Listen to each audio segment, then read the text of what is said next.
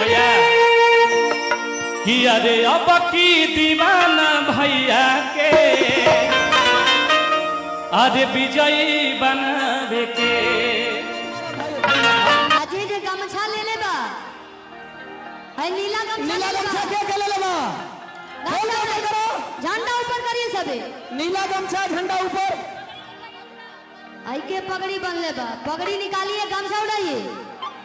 कि बगली से निकाल सैया जी अरे उड़ावा सुरमा सैया जी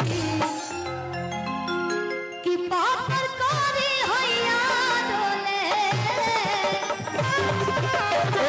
साथे सब सखिया डोले नदिया के बेचे जैसे नदिया डोले वो सही सब हथिया डोले नदिया के पीछे जैसे नैया डोले ऐसे मोरी हथिया डोले अरे अब की दीवाना भैया के अरे विजयी बनावे के अरे अब की दीवाना भैया के